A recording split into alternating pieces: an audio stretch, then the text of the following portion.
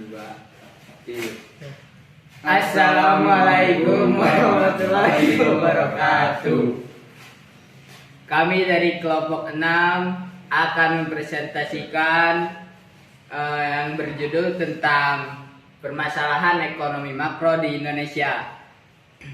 Perkenalkan, saya sendiri Azril Arilian dengan NPM 2234044133, dan di sini ada rekan-rekan saya.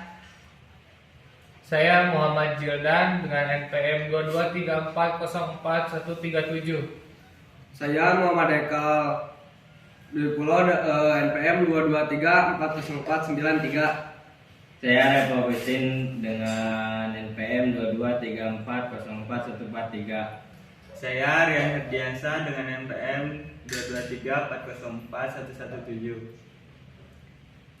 Langsung saja. Ekonomi makro atau makroekonomi adalah studi tentang ekonomi secara keseluruhan. Ekonomi makro menjelaskan perubahan ekonomi yang mempengaruhi banyak masyarakat, perusahaan, dan pasar. Ekonomi makro dapat digunakan untuk menganalisis secara terbaik untuk mempengaruhi target-target kebijakan seperti pertumbuhan ekonomi, stabilitas harga, tenaga kerja, dan pencapaian keseimbangan neraca yang berkesinambungan.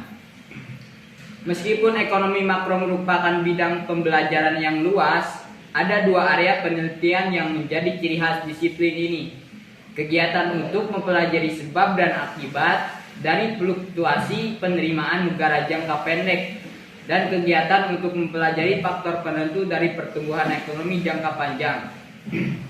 Model makroekonomi yang ada dan prediksi-prediksi yang ada jamak digunakan untuk pemerintah dan korporasi besar untuk membantu pengembangan dan evaluasi kebijakan ekonomi dan strategi bisnis. Di sini rekan saya akan menyampaikan sebuah permasalahan ekonomi makro dan solusi. Silakan kepada rekan saya langsung saja untuk menyebutkan permasalahan. Masalah utama ekonomi. Menurut Sukirno, ada 5 masalah utama di setiap negara dalam makroekonomi, yaitu yang pertama, masalah pertumbuhan ekonomi. Pertumbuhan ekonomi suatu negara merupakan tolok ukur keberhasilan pembangunan. Pertumbuhan ekonomi nasional dapat diukur dari tingkat pertumbuhan produk domestik bruto atau PDB, dan untuk lingkup wilayah diukur dengan produk domestik regional bruto atau PDRB. Selain dipengaruhi faktor internal, pertumbuhan ekonomi di suatu negara dapat juga dipengaruhi oleh faktor eksternal, terutama setelah era ekonomi yang semakin mengglobal. Secara internal, menurut Kalsum, ada 3 komponen utama yang menentukan pertumbuhan ekonomi tersebut adalah pemerintah, dunia usaha, dan masyarakat. Pertumbuhan ekonomi merupakan perkembangan kegiatan dalam perekonomian yang menyebabkan barang dan jasa yang diproduksikan dalam masyarakat bertambah. Faktor-faktor yang mempengaruhi perekonomian di Indonesia tidak terlepas dari permasalahan kesenjangan dalam pengelolaan perekonomian, di mana para pemilik modal besar selalu mendapatkan kesempatan yang lebih luas dibandingkan dengan para pengusaha kecil dan menengah yang kekurangan modal. Yang kedua, masalah ketidakstabilan kegiatan ekonomi. Dalam sistem ekonomi bebas atau sistem ekonomi pasar, kegiatan ekonomi sering mengalami pasang surut. Ada kalanya pada suatu periode pertumbuhan ekonomi maju pesat sehingga menimbulkan kenaikan harga. Pada periode lainnya perekonomian berjalan lambat, bahkan kadang-kadang merosot, berada di tingkat yang lebih rendah dari periode sebelumnya. Pergerakan naik turun kegiatan perusahaan-perusahaan di dalam jangka panjang disebut konjungtor atau siklus kegiatan perusahaan. Siklus dalam suatu periode konjungtor berbeda dengan keadaan konjungtur pada periode lain, tetapi sifat-sifat dasar setiap siklus sama. Mungkin sekian. Lanjut untuk rekan saya.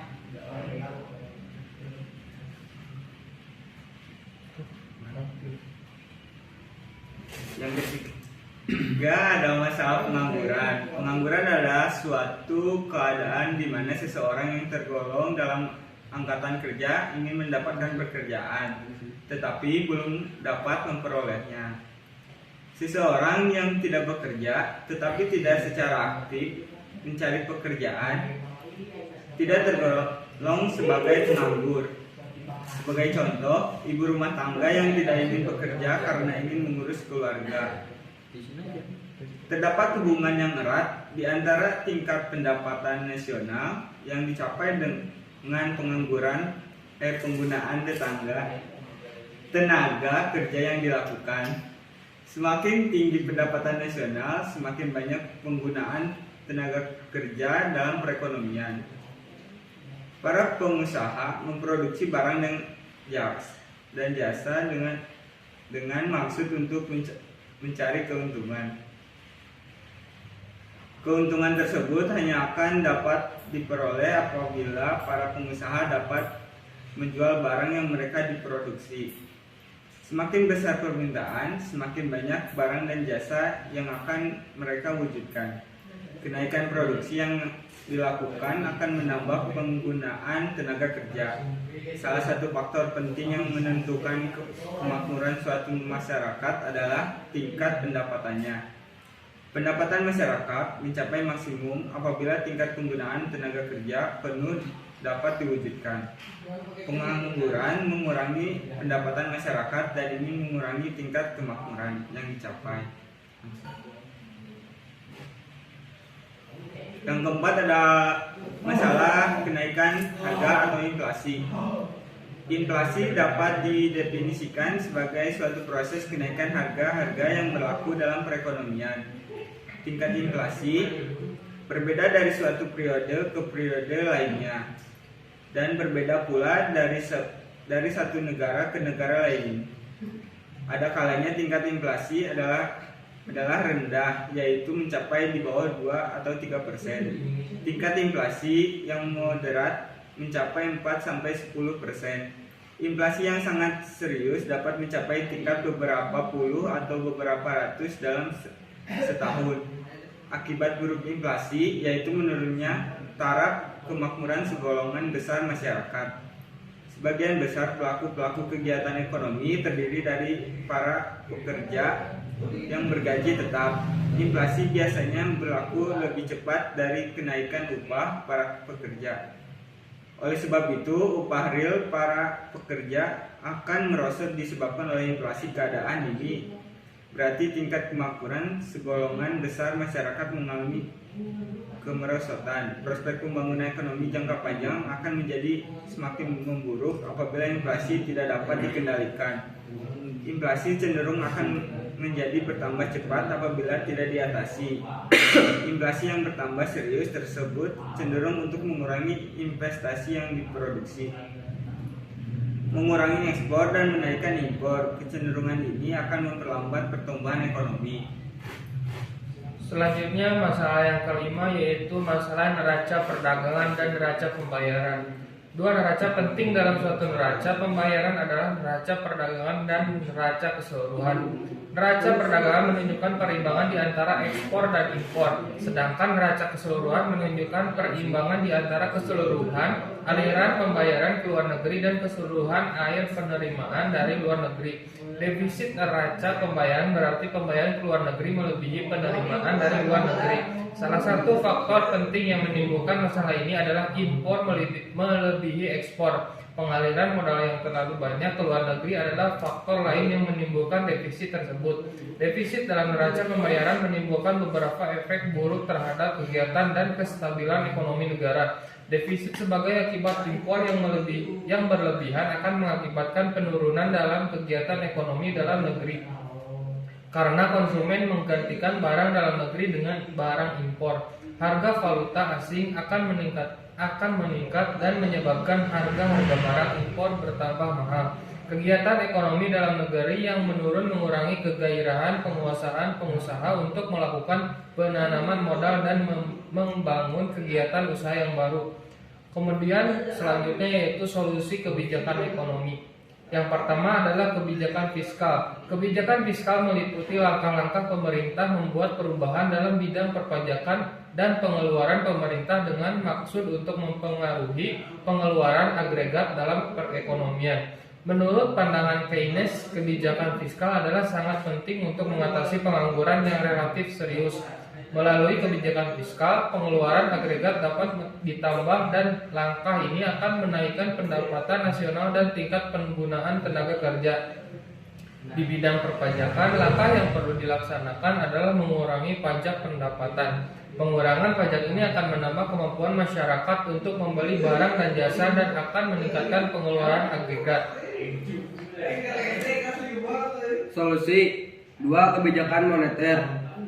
Kebijakan moneter meliputi langkah-langkah pemerintah yang dilaksanakan oleh Bank Sentral. Di Indonesia, Bank Sentral adalah Bank Indonesia untuk mempengaruhi atau mengubah penawaran uang dalam perekonomian atau mengubah suku bunga dengan maksud untuk mempengaruhi pengeluaran agregat. Salah satu komponen dari pengeluaran agregat adalah penanaman modal atau investasi oleh perusahaan-perusahaan.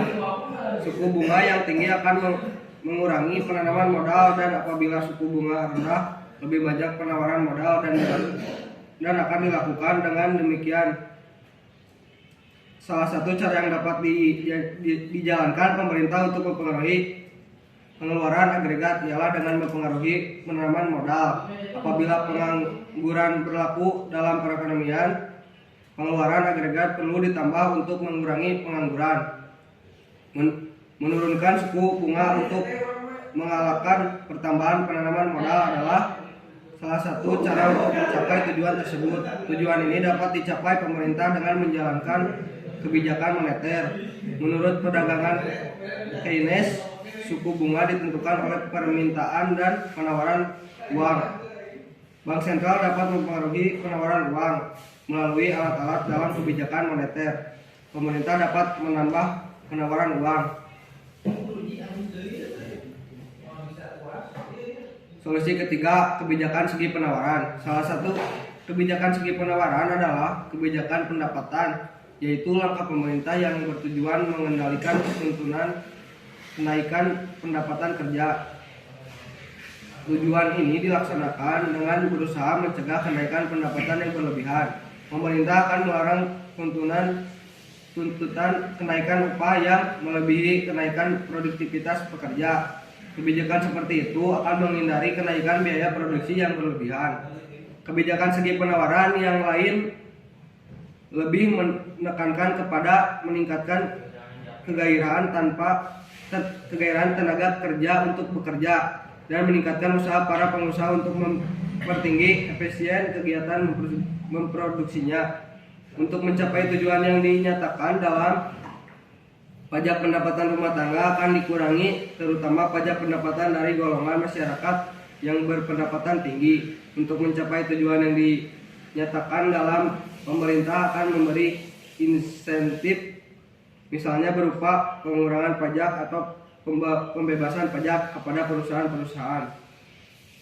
Nah, jadi kesimpulannya, ekonomi makro Islam dapat diartikan sebagai ilmu yang membahas permasalahan kebijakan ekonomi secara makro sesuai dengan ajaran Islam. Dalam membahas perspektif ekonomi Islam, maka sesungguhnya ekonomi Islam bermuara kepada akidah Islam yang bersumber dari syariatnya, yaitu Al-Quran, As-Sunnah, Ijma' dan Qiyas.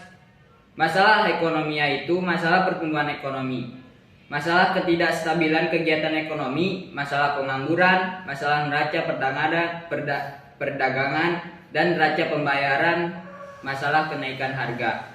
Sekian, kami harap bagi pembaca bila menemukan keliruan atau kata yang mempunyai makna menyinggung ataupun salah dalam penerapan, dalam kehidupan pembaca atau bertentangan atau tidak kedengaran, maka kami mohon maaf karena kami pembuat presentasi ini hanya ciptaan yang mungkin masih memiliki kekurangan.